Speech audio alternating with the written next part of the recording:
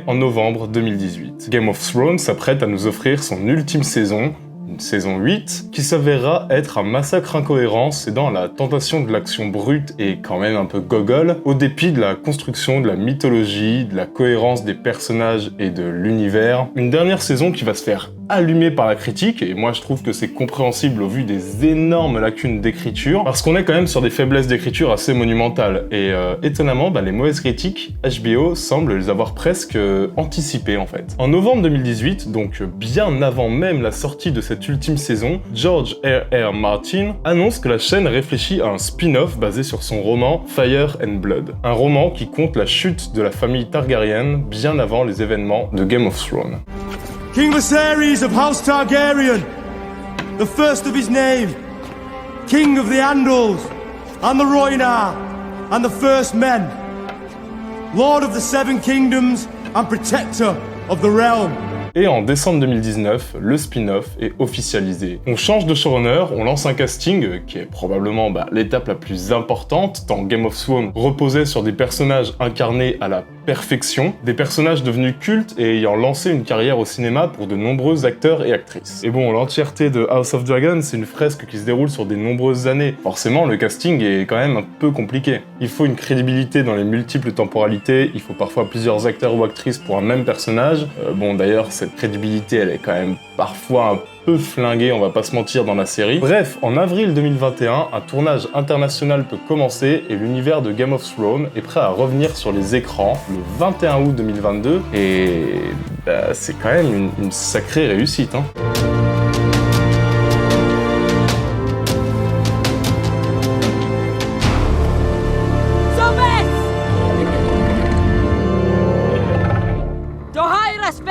HBO a osé sortir sa série en même temps que Le Seigneur des Anneaux à 1 milliard d'Amazon, et il a réussi l'exploit de ringardiser complètement Le Seigneur des Anneaux et de réduire son buzz à néant en quelques épisodes. House of the Dragon est une petite merveille de direction artistique, parce que vraiment le soin aux costumes, aux décors, aux couleurs, moi perso c'est de loin ce que j'ai préféré dans la série. En moyenne, un épisode de House of the Dragon coûtait 20 millions de dollars, et ça c'est peu, c'est peu même comparé à Game of Thrones, et pourtant tout est crédible, tout est cohérent, et on trouve même l'ampleur politique, les trahisons, les dialogues savoureux qui faisaient le sel de Game of Thrones avant que cette série ne se perde en chemin.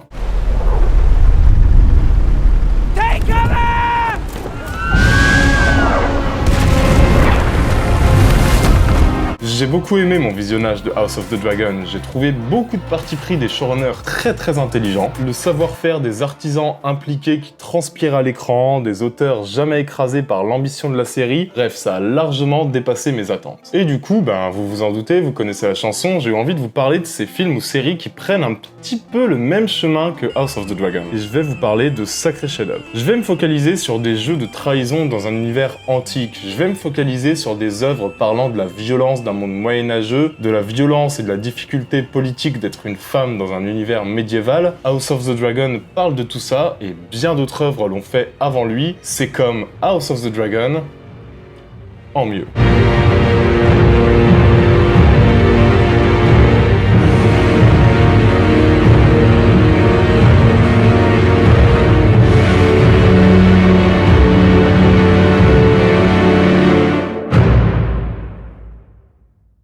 Bon, et dans cet épisode qui est quand même assez particulier, je vais vous parler de films et de séries qui rejoignent House of the Dragon sur certains angles. Là, par exemple, si je vous parle d'univers moyenâgeux bien sombre, bien crade, bien violent, basé sur de la trahison à grande échelle, sur de la politique véreuse et sur des corps en lambeaux, il y a un film qui me vient direct en tête. C'est le film d'un certain Paul Verhoeven. C'est un film qui s'appelle La chair et le sang. La chair et le sang, c'est une œuvre majeure du médiéval réaliste. En ce sens, on peut dire que c'est un peu le précurseur de Game of Thrones, même si réalisme ici, ça veut dire plutôt poussé à l'extrême dans les éléments les plus crades. C'est un film qui se passe au tout début du XVIe siècle, quand une bande de mercenaires se voit trahie par le seigneur qui les avait embauchés. Très mauvaise idée, du coup cette bande décide d'enlever la femme du fils du seigneur, de saccager la région, de violer les femmes, de tout mettre à feu et à sang. S'ensuit alors un récit rempli de trahison, de décadence, fluide corporel étalé à même le sol, sexe bien crade, bataille bien dégueulasse. On retrouve tous les éléments dans La chair et le sang. The Hold her real tight. Spit. Let's see if this angel bleeds. On est donc sur une fresque historique, qui est aussi le premier film en langue anglaise de Paul Verhoeven. Le mec arrive à Hollywood, le mec décide de tout faire brûler. Parce que Paul Verhoeven, c'est vraiment pas un réalisateur tendre, hein, et j'insiste vraiment là-dessus les gars. La chair et le sang, c'est un film très sale. En fait, c'est même un film assez obscène. C'est un film dérangeant et brutal, où le sexe se mêle au feu et à la violence, où les femmes ne sont qu'une monnaie d'échange, ou un objet sexuel pour des hommes demeurés et répugnants. Tout est crade, la vengeance et la trahison, ils sont filmés sous leur jour le plus sombre, et franchement, moi je trouve que c'est quand même assez dingue en vrai, c'est quand même assez fou quoi, que ce film ait pu exister, tellement ceux qui vont le voir, vous allez être choqués, c'est un film qui pousse tout à fond quoi. Mais bon, une fois qu'on a dit ça, on doit aussi rappeler que La chair et le sang profite du savoir-faire indéniable de Paul Verhoeven à la réalisation.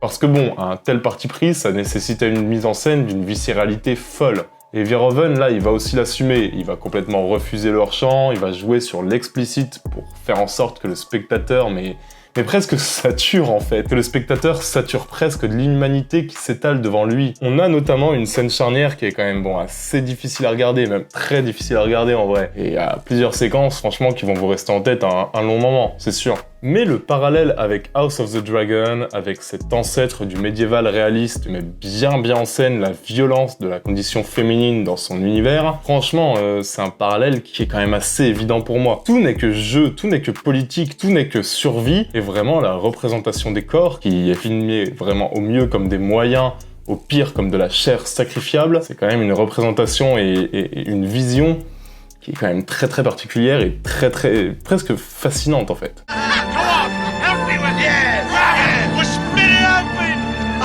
Alors après, oui, il faut être prêt à plonger dans la vision complètement cauchemardesque de Paul Verhoeven, mais pour tous ceux qui aiment dans House of the Dragon cette vision impitoyable des rapports humains où le corps des femmes n'est qu'un objet de fantasme et de politique pour les hommes, et où le meurtre et la trahison font complètement partie du quotidien en fait. Vous retrouverez tout ça dans La chair et le sang, c'est un peu le monument de son genre, et vraiment foncez, vous serez pas déçus, mais il faut vraiment savoir ce qu'on s'apprête à regarder aussi.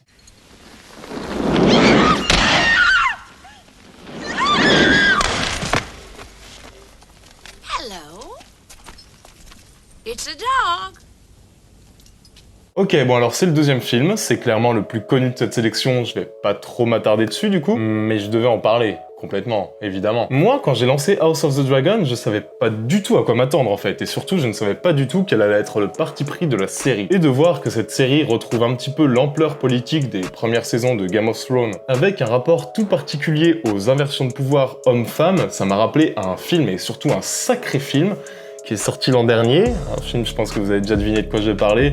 Ceux qui l'ont vu savent que c'est vraiment un très grand film. C'est le retour de Papa Ridley Scott, c'est le retour du Dernier Duel. Un film de Ridley Scott qui a bien bidé au box-office, alors que on est probablement sur un des meilleurs films qu'il ait pu réaliser, et vu la filmo du bonhomme, c'est vraiment pas rien. On va suivre le duel à mort entre Matt Damon et Adam Driver, à travers leur point de vue. Un duel pour la femme de Matt Damon qui a été sauvagement agressée par Adam Driver, une accusation que celui-ci récuse. Je résume très vite fait la narration pour m'attarder principalement sur l'incroyable parti pris scénaristique du film. Le film est divisé en 3 parties qui racontent la même histoire et les mêmes événements, mais vus par les 3 personnages. On va donc voir les mêmes événements, tels que Matt Damon, sa femme et Adam Driver les ont vécus. Et le moins qu'on puisse dire, c'est que la perception des choses va changer selon les personnages, et ça va créer une ambiguïté qui va être l'énorme force du récit.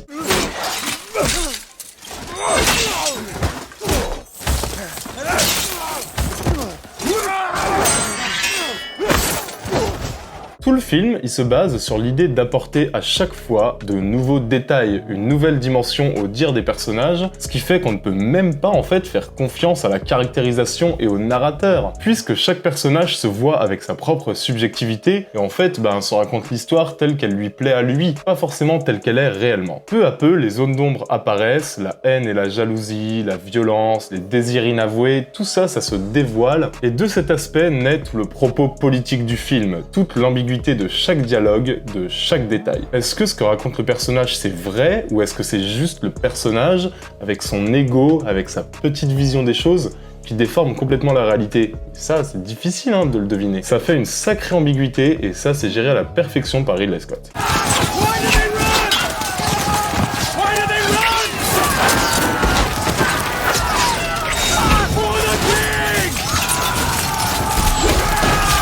Parce que si le dernier duel c'est une écriture nickel qui est servie par un montage hyper fluide, c'est aussi et avant tout un grand film historique, hyper ambitieux, de grande ampleur comme Ridley Scott aime les faire. Techniquement, c'est parfait, les reconstitutions sont géniales, et Ridley Scott s'éclate en fait. Dès qu'il filme l'action, c'est vraiment du grand spectacle hollywoodien. Il y a une vraie ambition, visuelle dans l'action, mais aussi narrative. Bref, vraiment, The Last Duel nous montre en permanence qu'on est face à un grand film, quoi. Et je dois aussi parler du casting excellent, d'où surnage Judy Corner, qui est presque une victime de la violence des hommes et de cet univers sans loi, où une femme ne devrait être qu'un réceptacle des pulsions masculines. Trahison, mariage arrangé, univers médiéval, réaliste et impitoyable. Vous comprenez pourquoi il est là, je pense. On retrouve quand même certains grands thèmes qui devraient plaire à tous ceux qui ont adoré à House of the Dragon, comme moi en fait.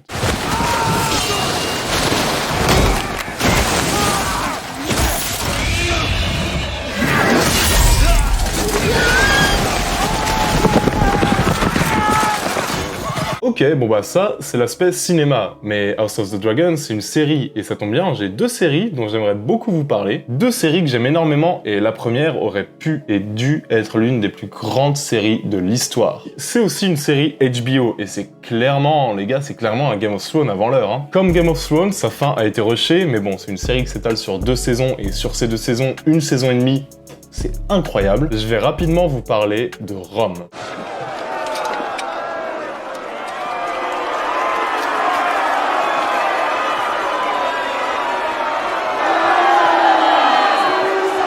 Alors, Rome, c'est un show à gros budget. C'est un show qui est basé sur une ampleur et une ambition incroyables, une direction artistique dingo, des décors et des costumes à tomber. C'est clairement le blockbuster des séries, et surtout c'est clairement Game of Thrones. En mettant en scène une Rome antique en proie à des complots, des trahisons, une Rome décadente, ultra sexualisée, ultra violente, mais le show il met en scène une galerie de personnages liés par des secrets politiques et familiaux, où surnagent que des stratégies, que des manipulations. En fait, tout n'est que jeu de pouvoir. Je pense qu'à partir de là, vous comprenez aussi très bien pourquoi j'en parle dans cet épisode. Comme Game of Thrones, c'est une série hyper graphique, hyper violente, hyper mature, et surtout, hyper bien produite en fait.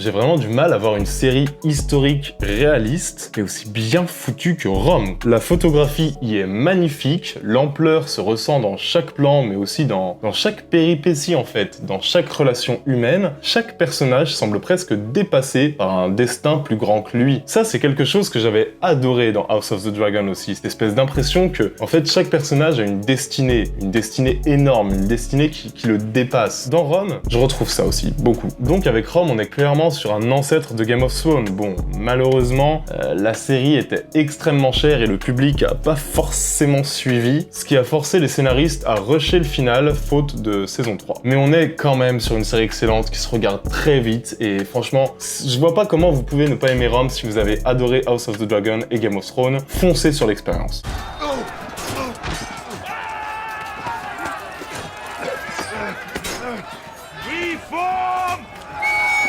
Bon, et je termine rapidement sur autre chose. Bon, c'est toujours une série HBO, mais c'est une série moderne, en tout cas qui se passe durant notre époque. Mais mis à part le contexte, vous allez voir, on est complètement sur House of the Dragon aussi. C'est une série géniale qui s'appelle Succession.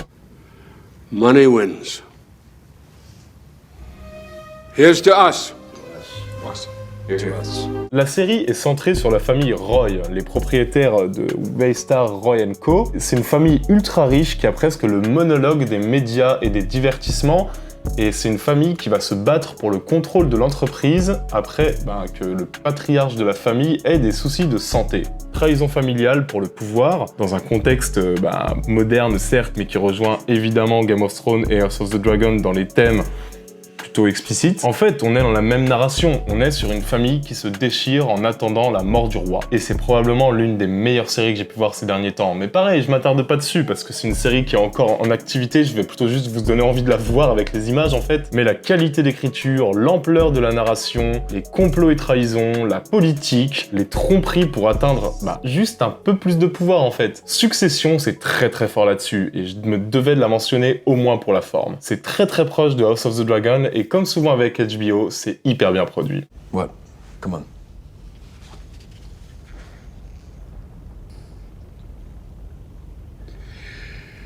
You're not a killer. You have to be a killer. Voilà, j'espère que cette vidéo vous aura plu. Si elle vous a plu, n'hésitez pas à vous abonner, mettre la cloche, partager cette vidéo. C'est vraiment ce qui soutient les petites chaînes comme Intercut. Et comme d'habitude, vous choisissez en commentaire le prochain film dont on va parler. Je crois que c'est Halloween bientôt, non? Dans ce cas-là, je vous propose deux choix. Je vous propose Halloween en moins bien, ou alors on part sur du gros slasher bien bourrin et je vous propose un petit Vendredi 13 en mieux.